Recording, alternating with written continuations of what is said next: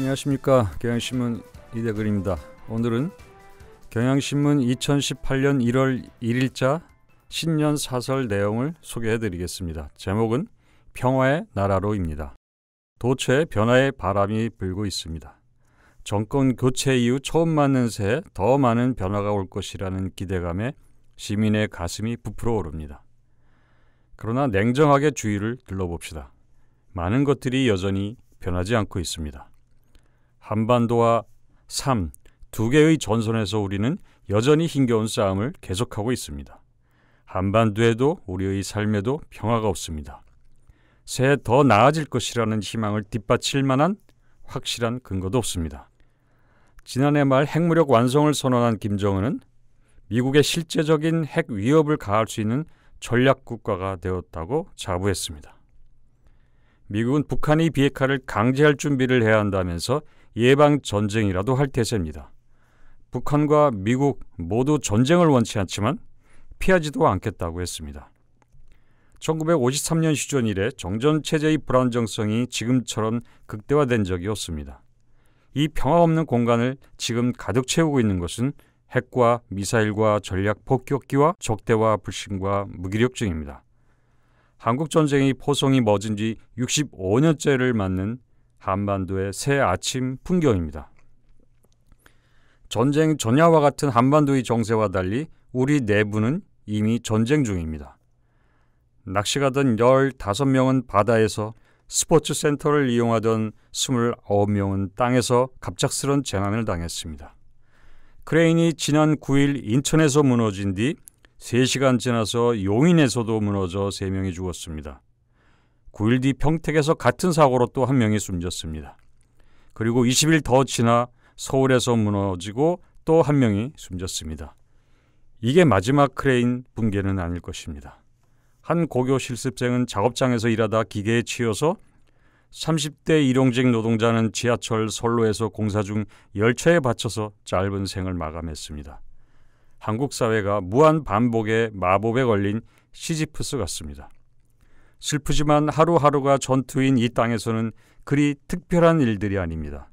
생존 경쟁에 밀린 이들이 자신을 살해하는 사회입니다. 한국에서 자살은 손쉬운 문제 해결책이 된 지 오래입니다. 오늘 하루 무사했다고 내일도 그러리라고 장담할 수 없습니다. 이 전쟁터에는 겨우 생존한 사람, 상처 입은 사람, 희생된 사람들로 넘쳐납니다.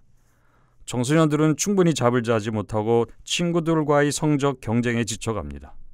젊은이들은 포기하는 법부터 배웁니다. 노인은 가난해지는 것에 익숙해집니다.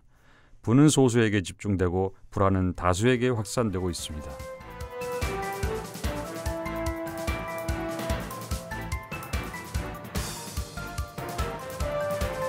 한국의 임금 불평등은 경제협력개발기구 즉 OECD 최고 수준입니다. 하위 10% 노동자 임금 대비 상위 10% 노동자 임금 비율에서 한국은 미국 다음으로 높고 멕시코와 비교해서도 높습니다. 저임금 노동자 비율은 미국과 함께 가장 높고 평균 근속 연수는 OECD 회원국 중에서 가장 짧습니다. 비정규직 노동자 비율도 가장 높은 수준인데 노동의 힘은 약해서 노조 조직률이 매우 낮고 단체 행동권은 실질적 제약을 받고 있습니다. 성별, 고용 형태별, 기업 규모별, 학력별 격차는 너무 큽니다. 노동의 질과 양 모두가 최악입니다. OECD 회원국에서 이런 노동시장은 찾아볼 수 없습니다. 이와 같은 고용 불안은 불평등을 낳고 불평등은 사회 갈등을 증폭시킵니다. 이 모든 갈등이 응집되는 공간이 정치입니다. 그래서인지 정치는 격렬합니다. 정권교체, 다당제도 소용이 없습니다. 다양한 색깔을 지닌 여러 정당이 경쟁하면서 협력하고 견제하며 균형을 이루는 미묘함과 섬세함 같은 것은 없습니다. 정쟁은 살기를 띱니다. 먼 옛날 수렵 채취인은 낯선 사람을 만나면 무조건 죽이려고 했습니다. 먹을 게 부족한 상황에서는 일단 타인을 적으로 간주하는 게 합리적이었을 것입니다. 우리 삶이 바로 수렵 채취 시대를 닮았습니다. 사회의 주요 집단은 사회적 합의가 전혀 존재하지 않는 것처럼 이기적 욕망에 충실합니다. 여야는 일치하는 의견이 하나도 없는 듯이 죽자사자 대결합니다. 대기업은 중소기업과 상생 기반이 없는 것처럼 약탈적 행동을 합니다. 노사든 노사정위원회를 통한 대화가 불가능한 것처럼 대치를 합니다.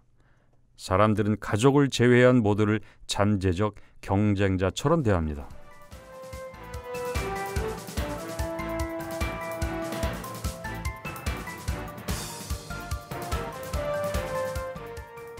그러나 우리에게는 선순환이 가능한 조건, 즉 사회적 합의가 없는 게 아닙니다. 지난 대선에서 여야는 같은 내용의 공약을 경쟁적으로 발표하고 그걸로 표를 모았습니다. 소방공무원 증원, 아동수당 및 기초연금 인상은 여야 44개 공통공약의 일부입니다. 그러나 2018년 예산심의 때 여야는 작은 차이를 두고 크게 대립을 했습니다. 그동안 여야는 합의 부재 때문에 싸운 것이 아니라 합의에도 불구하고 싸웠던 것입니다. 차이, 갈등은 무죄입니다. 민주주의는 갈등을 제도화한 체제이지만 또한 갈등을 조정하고 해소하는 제도이기도 합니다. 문제는 합의를 쓸모없는 것으로 간주하고 차이와 갈등을 대결의 도구로 동원하는 데 있습니다. 차이는 적대할 이유가 아니라 대화와 설득이 필요한 이유를 말해줄 뿐입니다. 갈등 역시 화해 불가능성을 뜻하지 않습니다. 차이가 합의를 무너뜨리지 못하게 해야 합니다. 그러자면 경계를 넘는 대화를 해야 합니다. 우리 내부에 존재하는 잠재적 합의를 발견하고 확장해야 합니다. 친기업 대 반기업, 친시장 대 반시장, 노동유연화 대 노동안정성, 친북 대 반북, 친미 대 반미, 친중 대 반중이라는 대치선은 가짜 대립구도입니다. 오늘의 현실은 우리 모두가 만들어낸 학작품입니다. 현실에 대해 온전히 책임을 져야 할 이도 완전히 책임을 면제받을 이도 따로 없습니다. 예를 들어 한동안 이 사회 전체를 지배했던 강력한 신념, 즉 위험의 외저가 합리적이라던 신자유주의로부터 누가 자유로울 수 있을까요? 복지 확대, 탈원전, 노동 문제도 비용을 남에게 떠넘기는 것을 통해서가 아니라 각자 자기 몫을 분담하는 방식으로 풀어가야 합니다. 어떤 이들은 어려운 문제를 해결하는 일에 대화, 연대, 관용, 합의와 같은 평화적 방법이 별 쓸모없다고 합니다.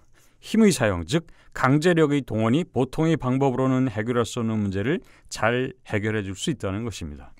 첨예하게 대립하는 사회적 현안에 권력이 적극 개입하고 북한 핵미사일 위기에 전쟁을 각오해야 한다는 주장이 대표적입니다. 평화를 원하면 전쟁을 준비하라는 클라우제비치의 격언에도 우리는 매우 익숙합니다. 일찍이 아리스토텔레스도 번영과 평화의 한가로움이 사람을 교만하게 만든다고 했습니다. 칸트는 평화가 이기심, 유약함, 비겁함을 낳고 전쟁은 시민을 숭고하게 한다고 했습니다. 헤겔은 바람이 불지 않으면 바다가 부패하듯이 지속적인 평화나 영구적인 평화는 시민을 부패하게 만든다고 했습니다.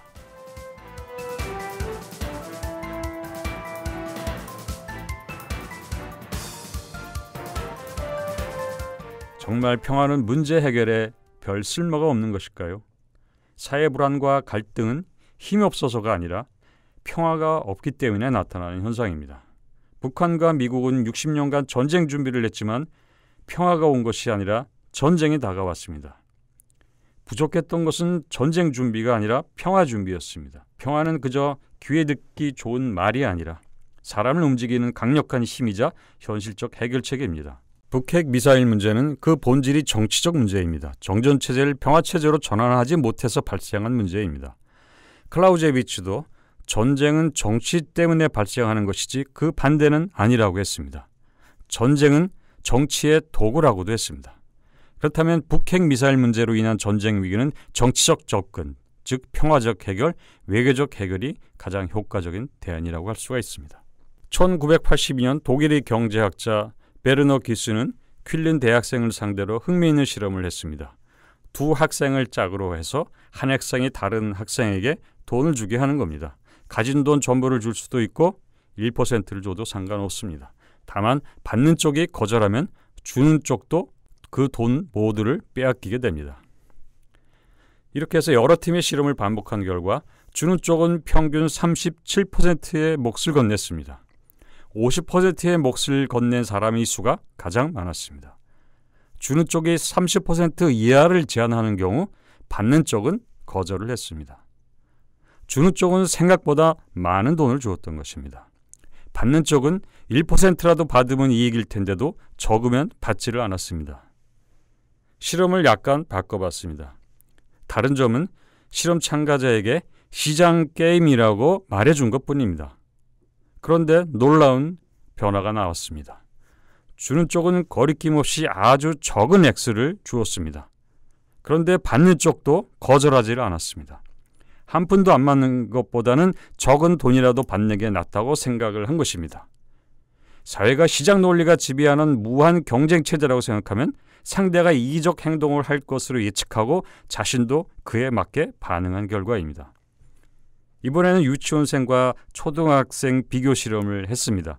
유치원생들 사이에서는 아주 적은 돈을 주었고 대부분 그걸 받아들였습니다. 말하자면 이기적 행동, 합리적 행동을 했다고 할 수가 있습니다. 그러나 초등학생들 사이에서는 유치원생처럼 적은 돈을 주지도 않았고 적은 돈을 주는 경우는 잘 받지도 않았습니다. 이렇게 유치원생과 초등생의 차이는 초등생이 유치원생보다 공정성과 배려라는 사회적 학습을 더 받았다는 사실에서 비롯됩니다.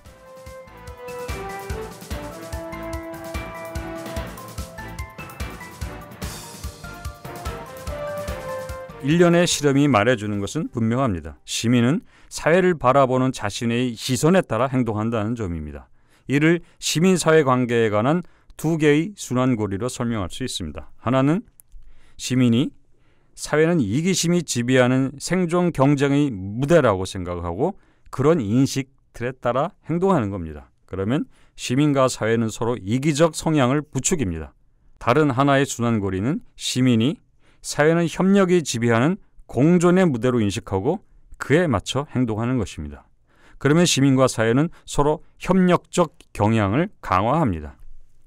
무한경쟁 사회는 상상의 산물입니다. 고정불변이 아닙니다. 어떤 것은 바꿀 수 있지만 어떤 것은 바꿀 수 없다고 비관적으로 생각하지 않기 바랍니다. 이미 우리가 바꾼 것들은 한때 바꿀 수 없다고 믿었던 것들입니다. 감수해야 할 불가피한 운명, 거부할 수 없는 질서라는 것은 없습니다. 유발 하라리는 사피엔스에서 사람이 타고났다는 신성 불가침의 인권도 허구라고 했습니다. 사람이 지어낸 이야기라는 뜻입니다. 인간을 포함한 생물에게는 당초 권리가 없습니다.